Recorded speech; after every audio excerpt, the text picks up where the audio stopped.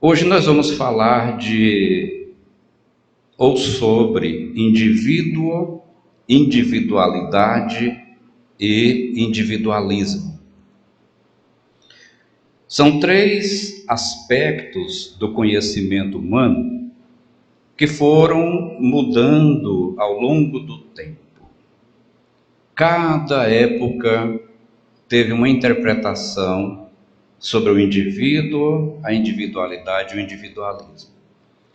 A grosso modo, parece a mesma coisa, mas são visões diferentes, tanto do ponto de vista da sociologia, da filosofia, da psicanálise. Então, cada ramo do conhecimento tem uma ideia sobre. E o nosso objetivo hoje é exatamente demonstrar qual é a visão da doutrina espírita a respeito disso. E qual é a diferença dessa visão espírita para a visão dos outros segmentos. Então, tudo isso passa pelo campo da teoria das ideias. Vamos começar com o pensamento de Platão. Então, para Platão, existia o que ele chamou de dualismo e que ficou conhecido como dualismo platônico. Para ele, o mundo era dividido em duas esferas: o mundo inteligível e o mundo sensível. O mundo inteligível, segundo ele, era o mundo superior. E o que o definia? Ele era definido pela sabedoria, pelo conhecimento que nós adquiríamos no convívio, no contato com o exterior. À medida que vamos vivendo no mundo exterior, nós vamos adquirindo sabedoria e conhecimento. E por isso mesmo ele achava que o mundo inteligível ou sensível havia uma diferença.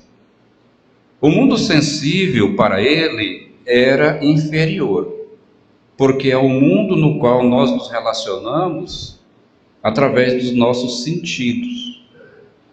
Eu me relaciono com o mundo sensível de forma material, mas através de um mundo que é de aparências, de um mundo que não é real. Então, para Platão, havia o mundo sensível e o mundo inteligível. Essa palavra indivíduo só começou a ser escrita lá pelo século XVII. E ela era usada para caracterizar o ser humano isolado, aquela pessoa fora do convívio coletivo. Agora, a palavra individualidade, desde essa época, referia-se à qualidade que define a nossa personalidade. Então, eu sou um indivíduo, mas a minha individualidade não sou eu, mas sim as minhas conquistas, no âmbito moral, no âmbito intelectual, as minhas conquistas no âmbito religioso.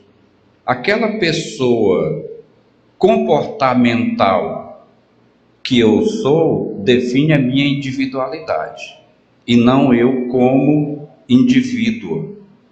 Então, é a individualidade que transforma o ser humano de um indivíduo isolado em um indivíduo exclusivo e especial. Você sozinho é um indivíduo, mas você não é diferente dos outros indivíduos. Mas a sua individualidade faz de você alguém diferente, alguém que se destaca no meio social. Então era assim, por exemplo, que desde o século XVII, indivíduo e individualidade eram vistos. Quando o Platão pensou a esse respeito, ele, em um dos seus muitos livros, contou uma história que ficou conhecida como o mito das cavernas.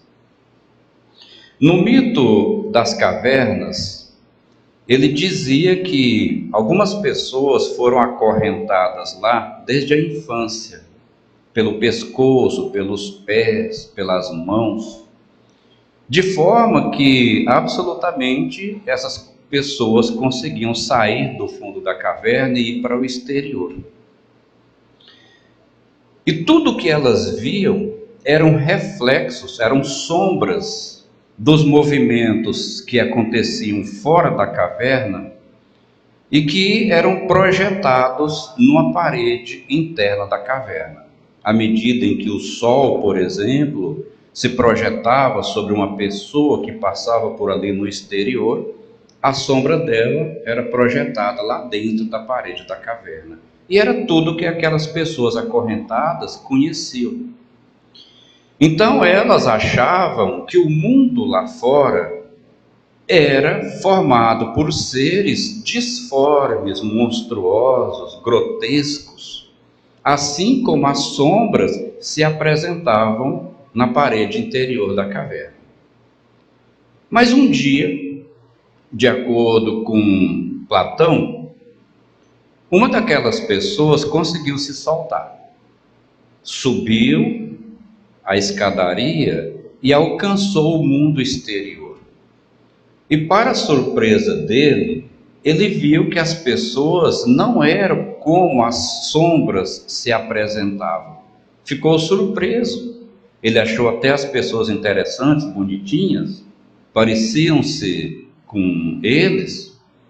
E imediatamente ele voltou ao interior da caverna, porque ele desejava narrar aos seus companheiros como eram as pessoas de verdade, que elas não eram aquelas sombras. Desatou os demais, contou a sua descoberta, mas os seus companheiros de caverna não acreditaram.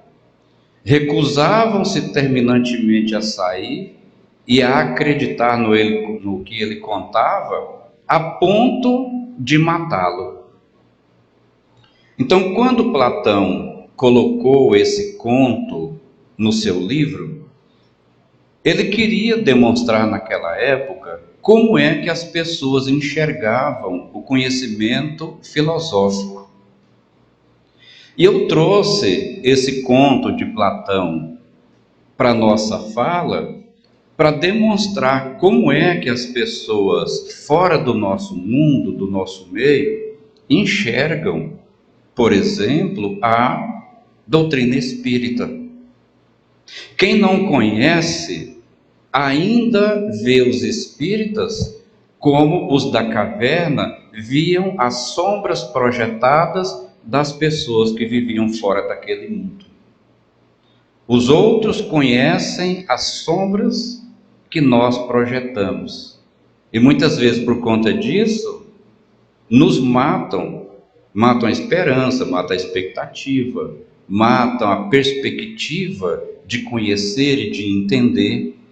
Então é nesse sentido que nós vamos compreendendo que a doutrina espírita veio no momento em que o conhecimento no campo das ideias já era bastante avançado, mas que ainda possuía inúmeras limitações, como os homens que viviam acorrentados dentro da caverna também possuíam limitações quanto à sua percepção do mundo lá fora. A limitação da humanidade hoje, quanto às suas percepções, diz respeito ao mundo espiritual. Já se explorou bastante o mundo exterior, o mundo terra.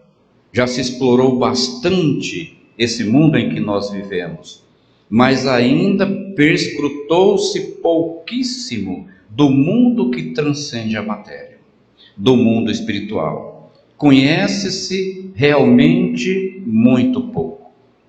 Então, quando nós entendemos o conceito de indivíduo e de individualidade, nós começamos a perceber que se individualidade são as conquistas nossas no campo da vivência, nós vamos percebendo que cada um reage no coletivo de uma maneira diferente. As nossas reações do coletivo dizem respeito às nossas individualidades. Em quantas pessoas estamos aqui? 30? 25? São 25 individualidades. São 25 indivíduos, melhor dizendo, mas cada um com a sua individualidade. Esses 25 indivíduos, nesse momento, convencionaram ficar durante um tempo em silêncio para ouvir uma fala. Mas será que a individualidade de cada um desses indivíduos deseja realmente do mesmo jeito, entende do mesmo jeito, interage do mesmo jeito, não só aqui, mas também na vida de relação? Então, a individualidade define as nossas reações no convívio coletivo.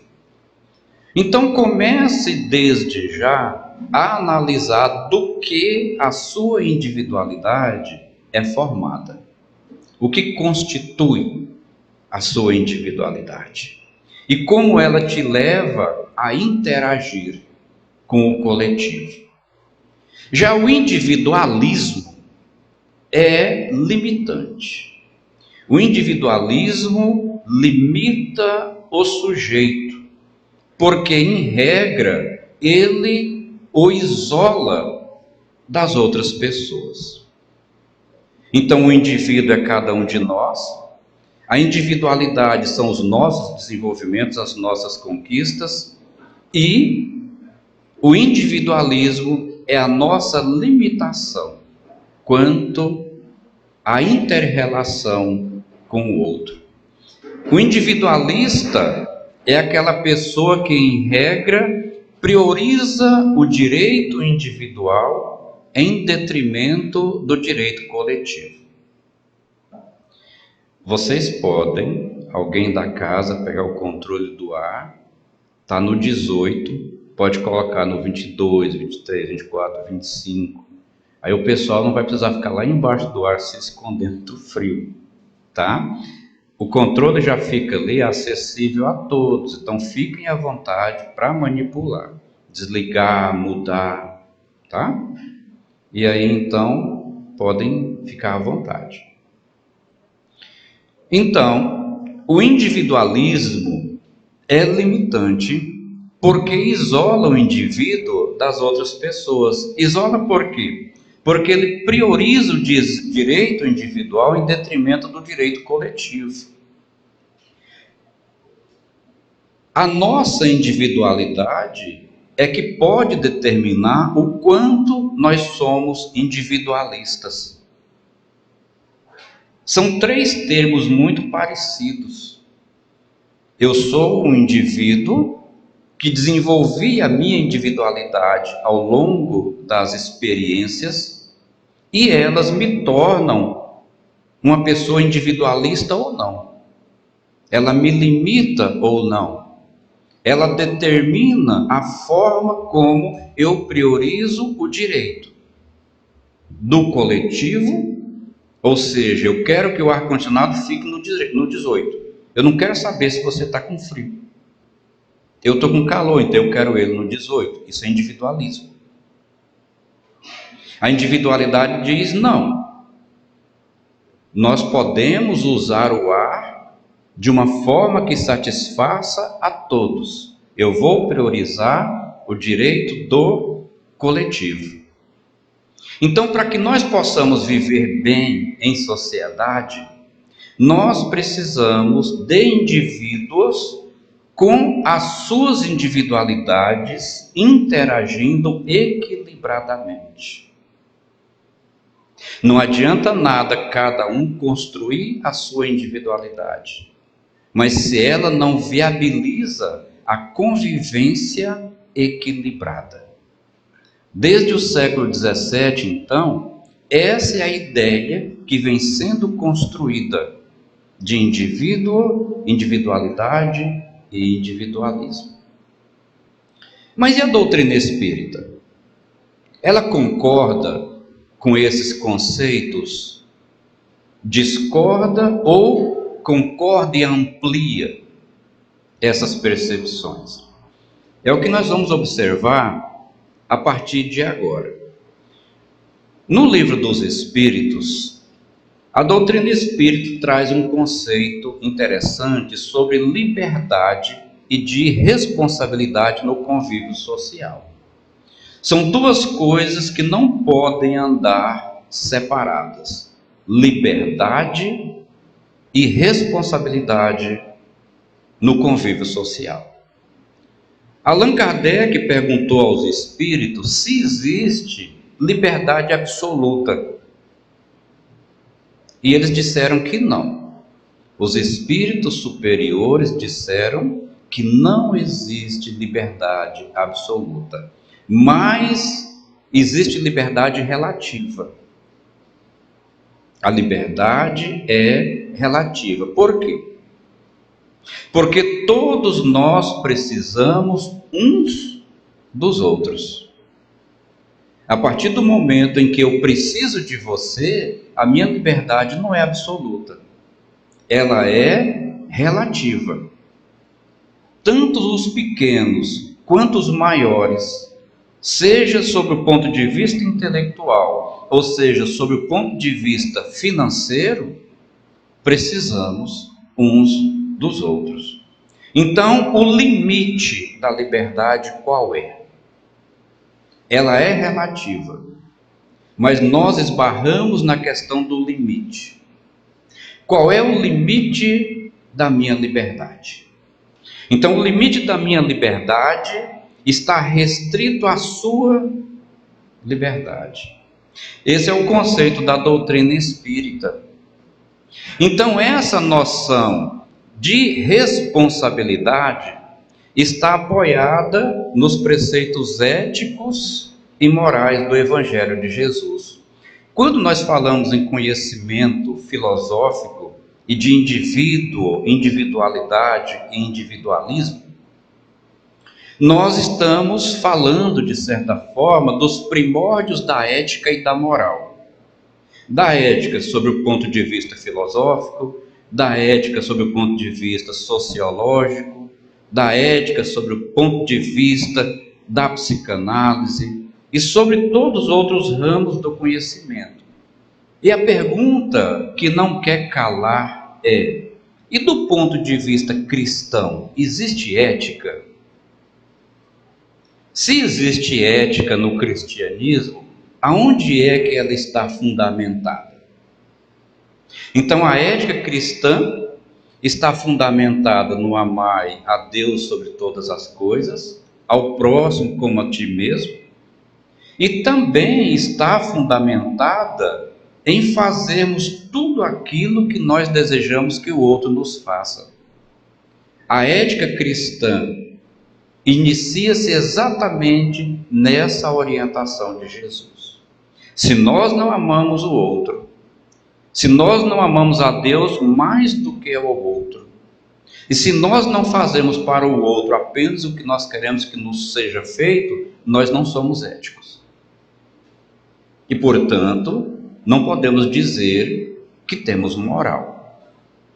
Nesse sentido, então, nós somos individualidades que praticam ainda o individualismo.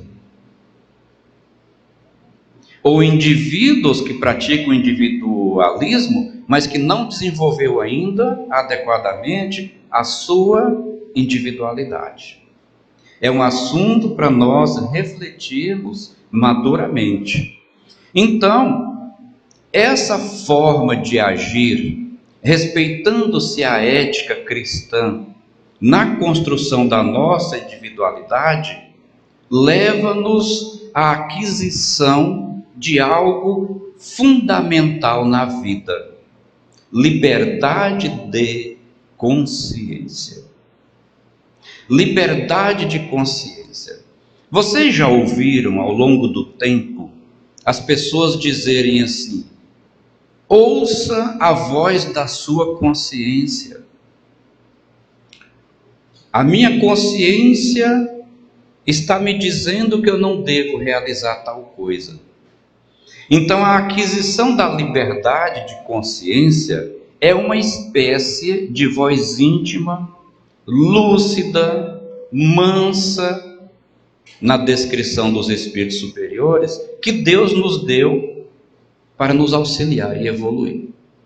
Você sabia, por exemplo, que quando Deus nos criou, Ele implantou na nossa mente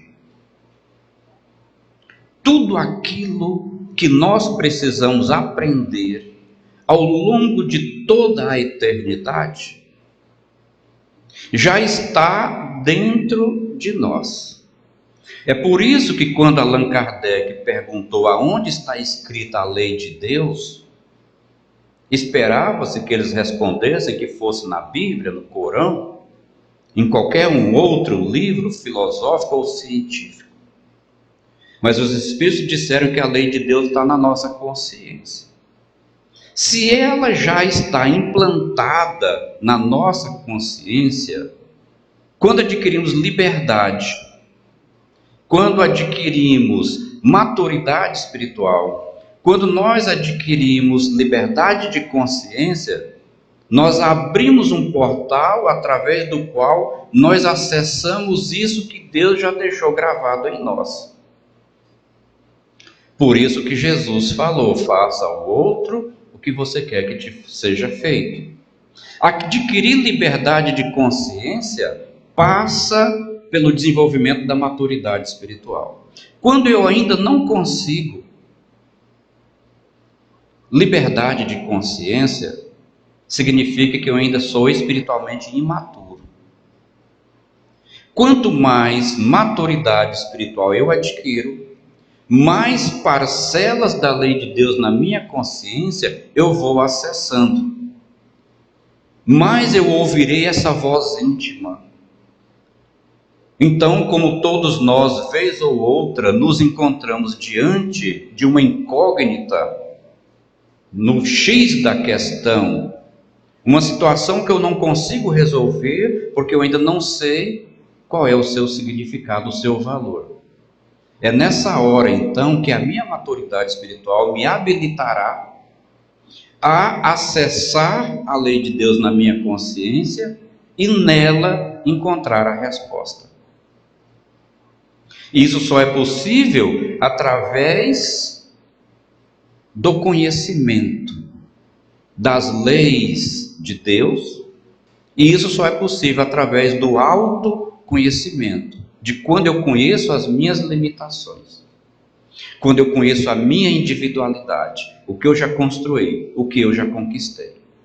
Por que então que a humanidade hoje, ainda que se diga civilizada, progressista, por que ela ainda vive mergulhada no caos? No caos moral, no caos comportamental, no caos familiar, no caos sobre toda a ordem. Por quê?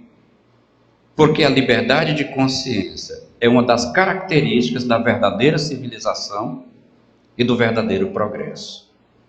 Nós estamos falando de humanidade e não de 25 pessoas que estão numa instituição espírita buscando ampliar os seus conhecimentos partindo de uma fala. Quantas pessoas lá fora têm liberdade de consciência? Quantas vezes nós ouvimos referências a alguns para quem a consciência é considerada morta? Quem pratica um ato dessa natureza só pode ter a consciência morta.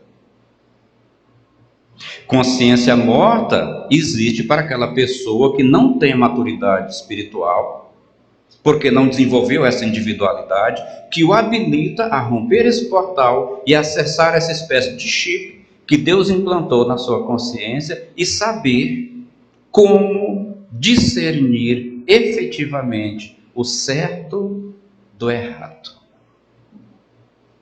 Aliás, o que é certo? e o que é errado. Como avaliar o certo? Porque eu devo avaliá-lo sob que ponto de vista? O que é errado? Porque eu devo avaliar para saber se é errado sob que ponto de vista. Eu só saberei o que é efetivamente certo e errado, bem ou mal, a partir do momento em que eu conheço a lei de Deus implantada na consciência, para que eu possa fazer o confronto dessas informações e a partir daí tomar a decisão. É por isso que a humanidade ainda está distante da verdadeira civilização e do verdadeiro progresso. Arthur Schopenhauer, filósofo alemão, ele contou uma fábula, provavelmente conhecida de todos vocês, que diz que na era glacial, os porcos-espinho estavam amedrontados, temiam a extinção da sua espécie, porque estava muito frio. Eles precisavam então se aquecer. Era a única solução para não perecer. Deliberaram então todo mundo se ajuntar e viverem grudadinhos. Nós já podemos imaginar o que aconteceu.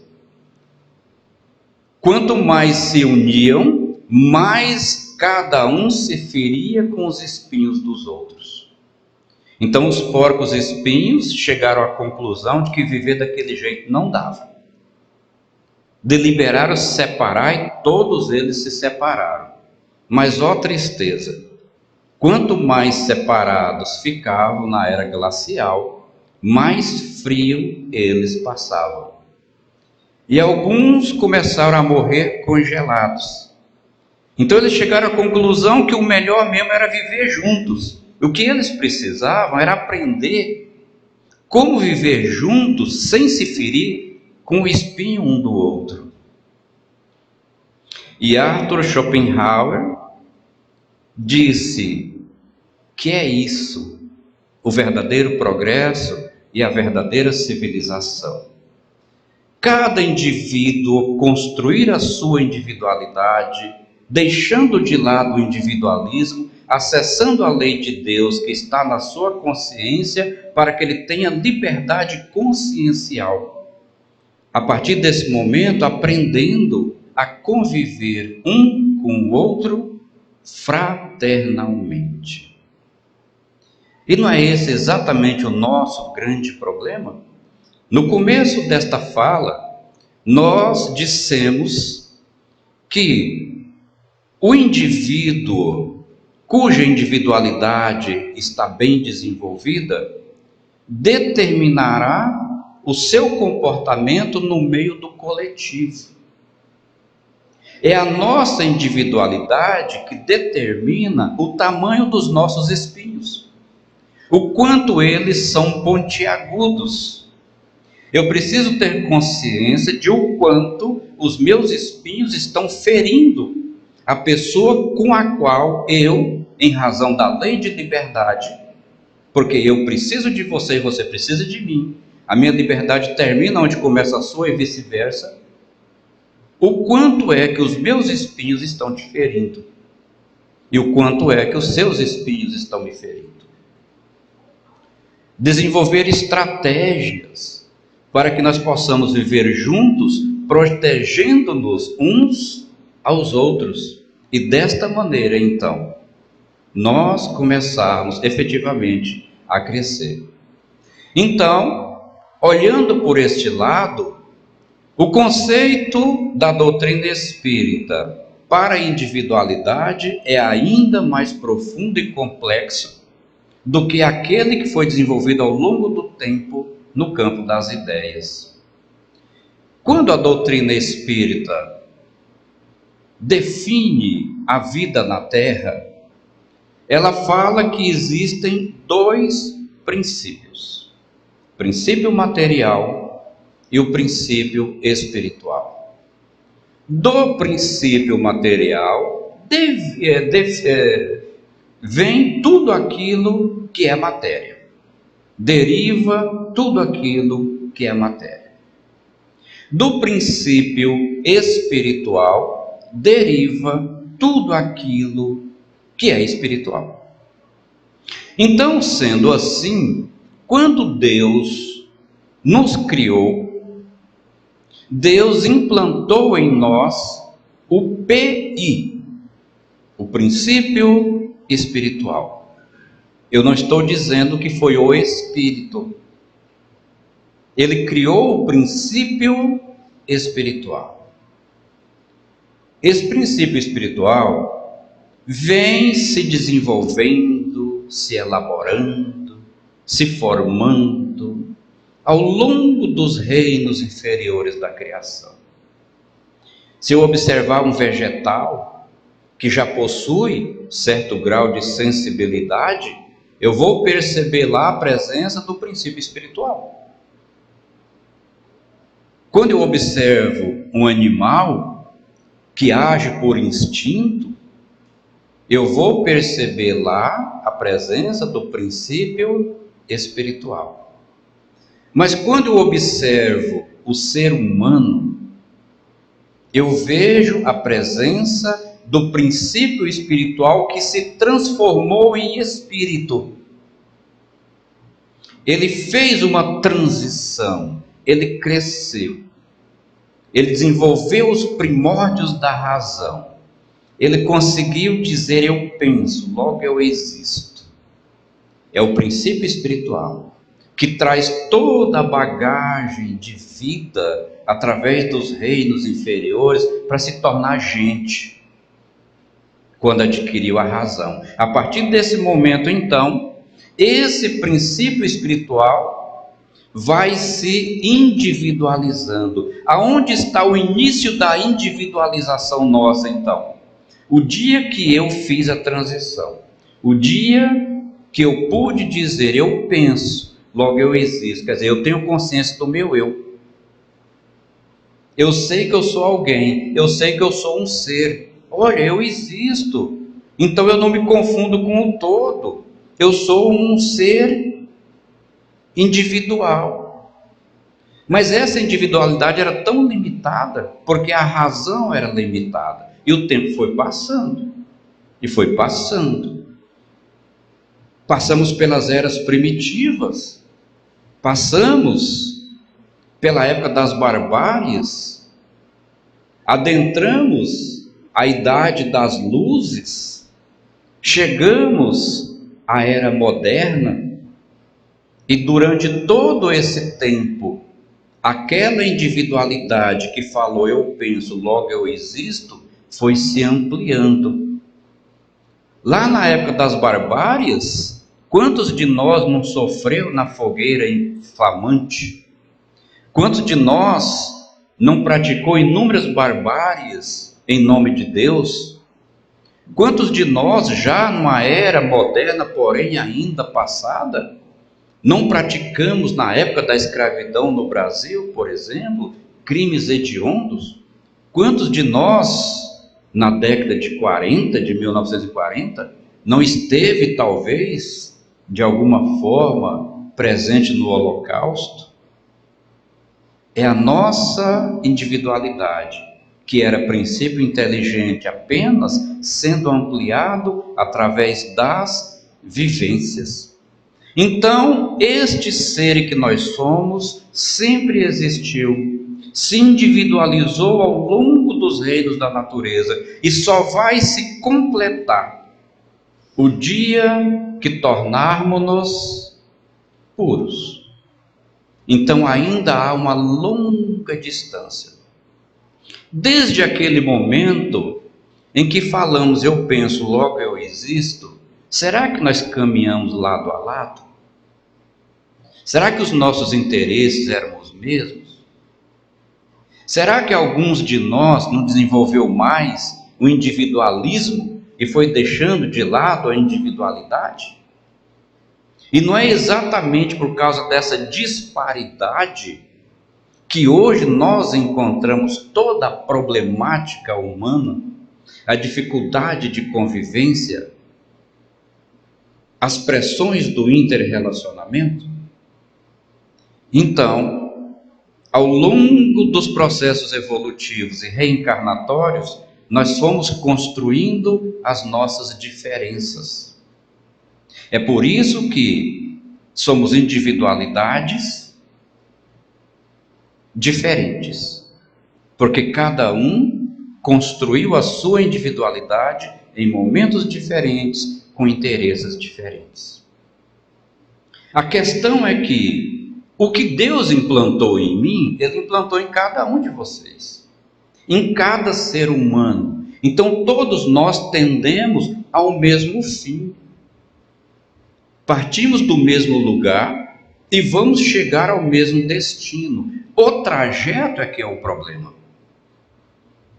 E a vida usa os mais variados meios para nos conduzir ao objeto final, que é a perfeição espiritual. Para uns dói mais, para outros dói menos. Para uns dói mais cedo, para outros dói mais tarde.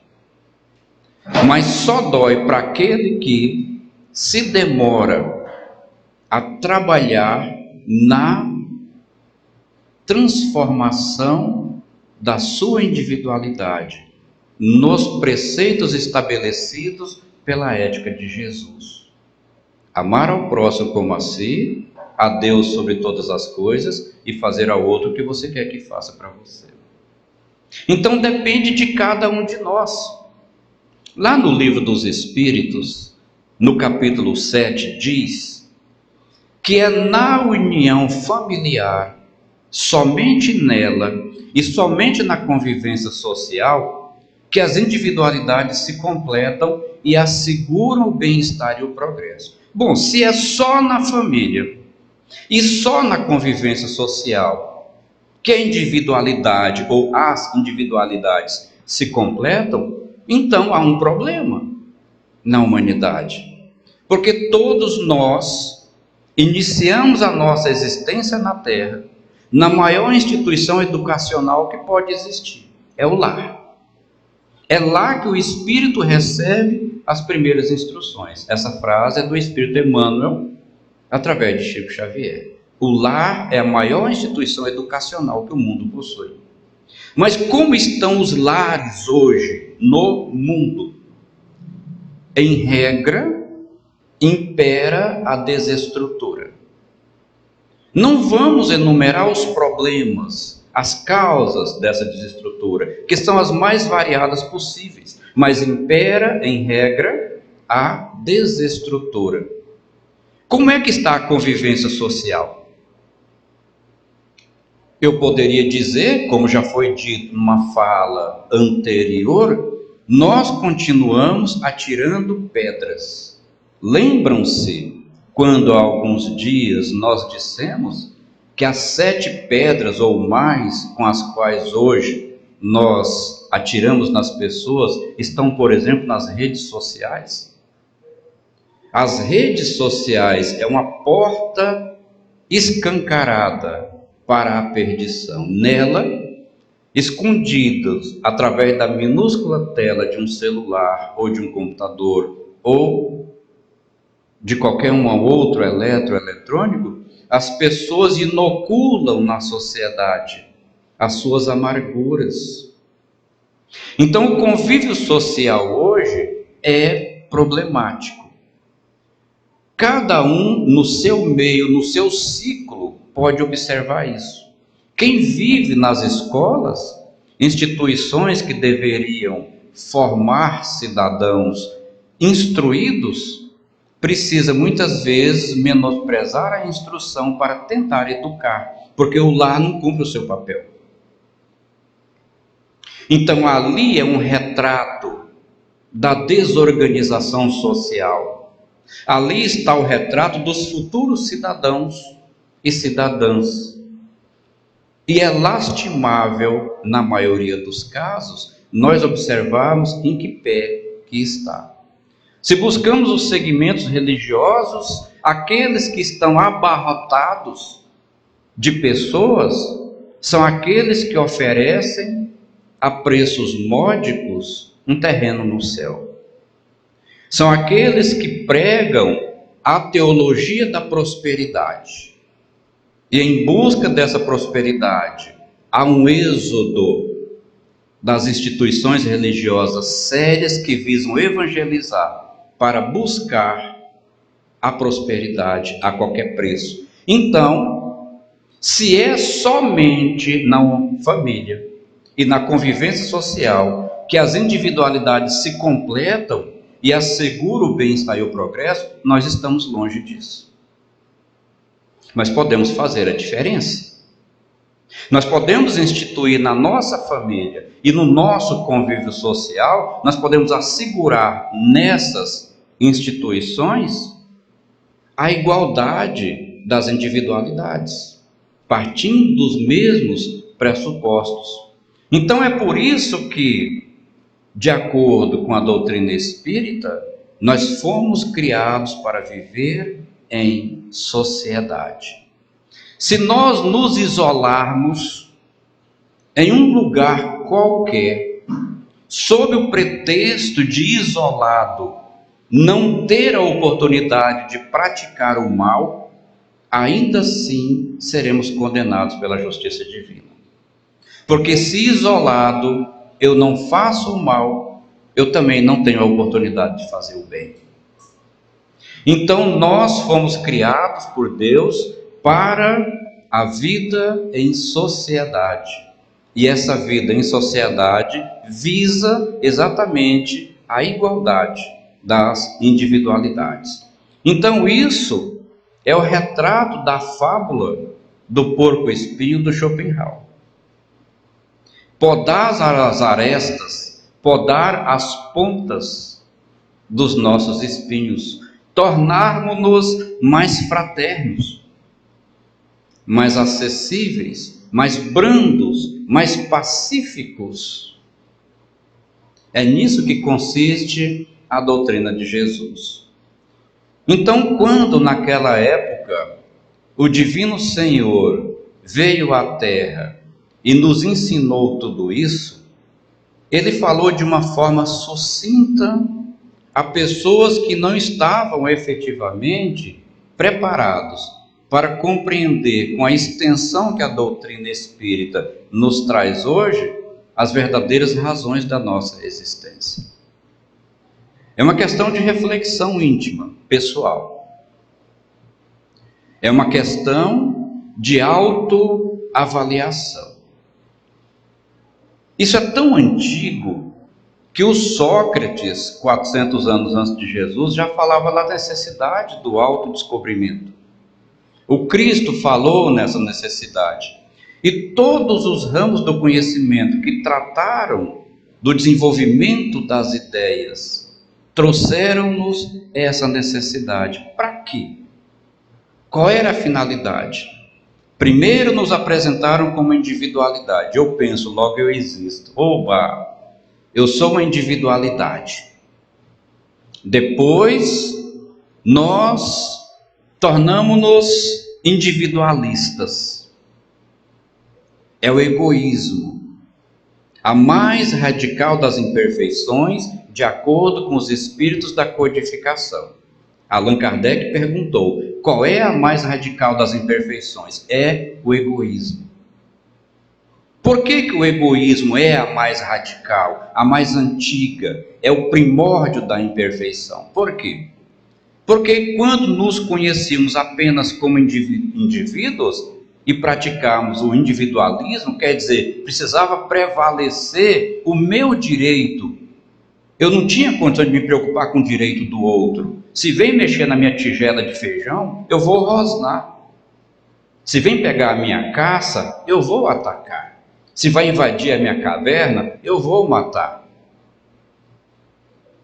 O egoísmo, então, é uma imperfeição hoje, mas naquele tempo era o retrato do processo evolutivo no qual cada um de nós se encontrava. Individualidade, apenas, nada mais. Mas o tempo foi passando. Nós fomos nos desenvolvendo, nós fomos aprendendo. O próprio Cristo veio, me ensinou tanta coisa, e depois dele, quantos filósofos, quantos missionários já não vieram a essa terra para nos orientar. E aí fomos construindo a individualidade. Todavia, o egoísmo grudado em nós foi persistindo, e foi persistindo. E dele derivou seus filhos prediletos. Os filhos prediletos do egoísmo são o orgulho, a ambição, a vaidade, dentre tantos outros sobre os quais nós poderíamos falar aqui. São os filhos prediletos do egoísmo, são oriundos dele. Mas o orgulho foi sempre uma imperfeição? Não. Ele transformou-se em orgulho o dia que o homem começou a explorar os recursos naturais. Planeta tão maravilhoso, com veios fantásticos de minerais, deixados aqui por ocasião ainda das chuvas, quando da formação do planeta, e o homem descobriu o metal, o homem descobriu todos os seus usos, tudo aquilo que podia explorar no fundo das águas, no fundo da terra, no espaço, e ele foi esquecendo de Deus. Ele foi sentindo-se envaidecido, olha a presença da vaidade. Ele foi sentindo-se orgulhoso do seu poder.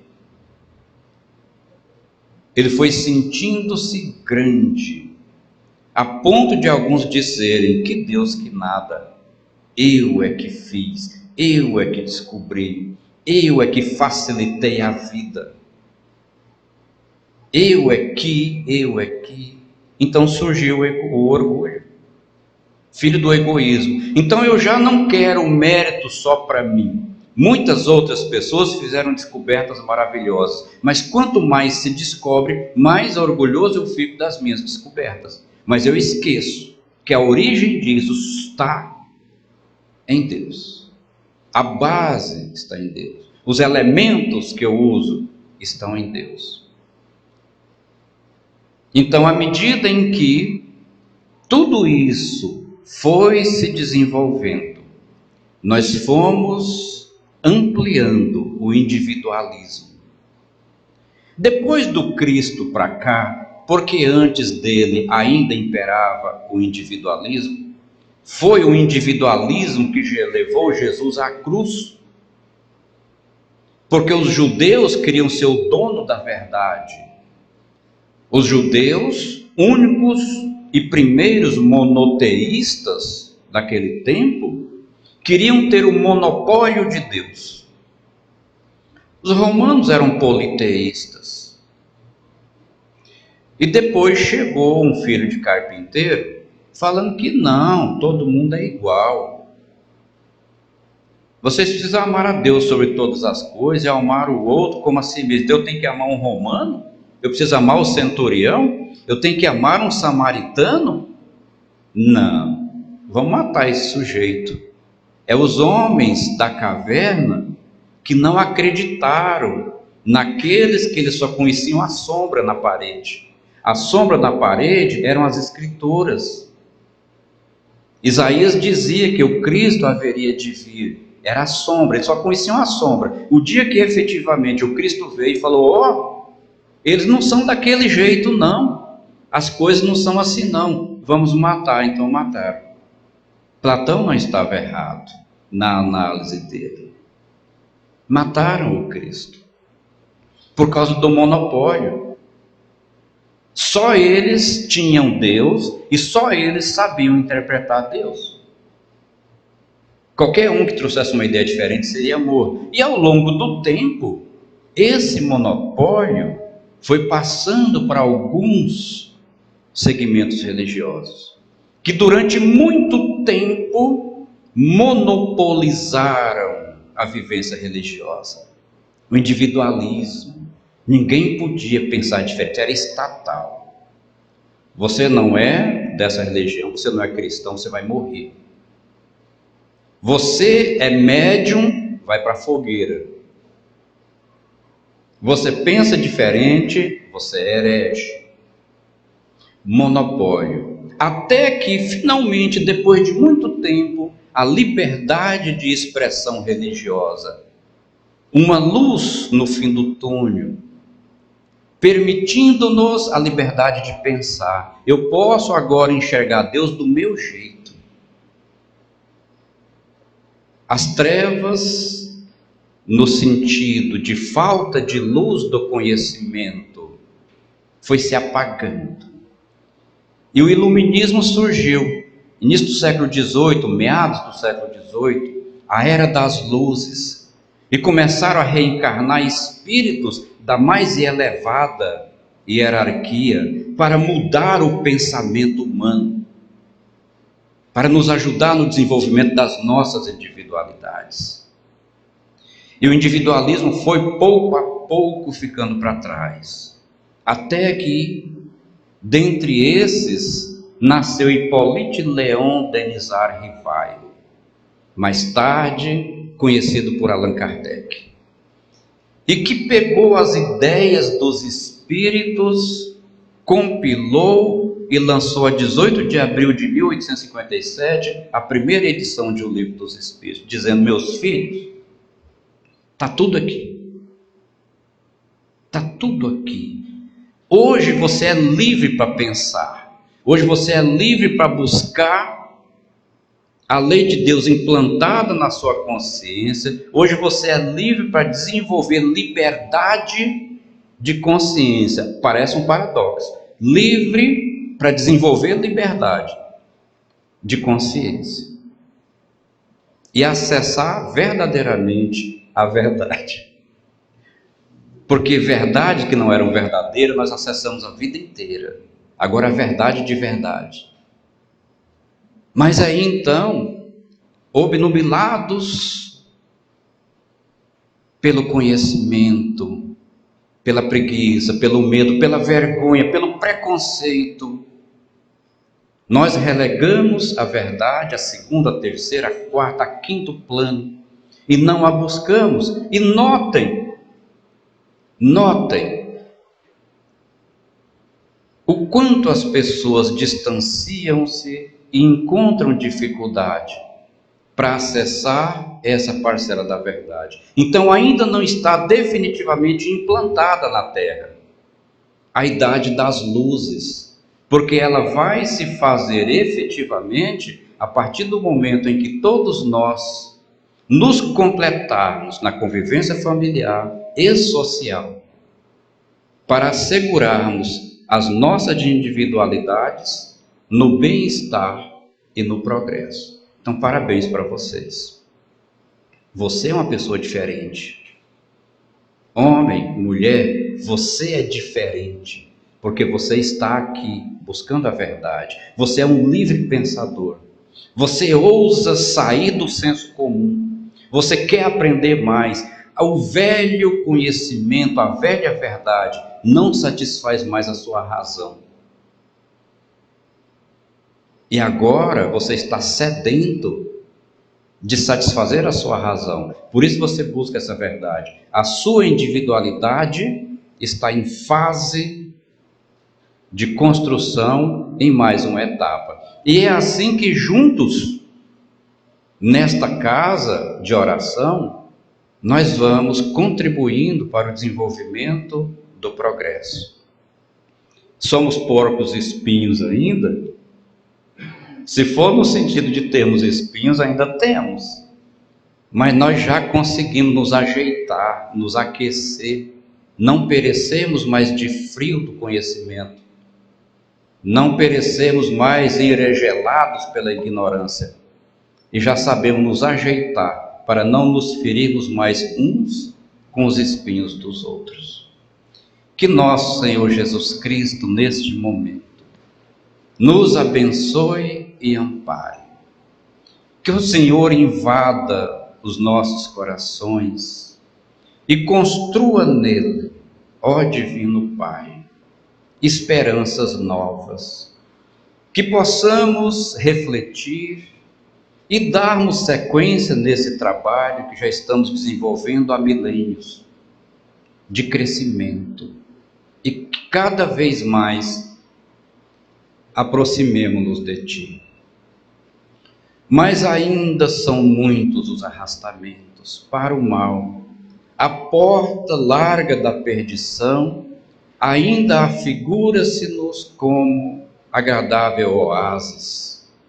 Então nos ajude, nos faça fortes, para que possamos a ela resistir, porquanto, disse a espiritualidade bendita, não há arrastamento irresistível. Ampara-nos, ilumina-nos, estenda essas bênçãos a cada lar que aqui está representado. Que o Senhor possa, nesse momento, colocar as suas mãos benditas na dor, seja íntima, no campo espiritual, ou seja física, no corpo, trazendo, Senhor, alívio e consolação. Gratos por esses momentos de muita luz, nós te louvamos e tornamos evidentes a grandiosidade do seu nome. Que assim seja.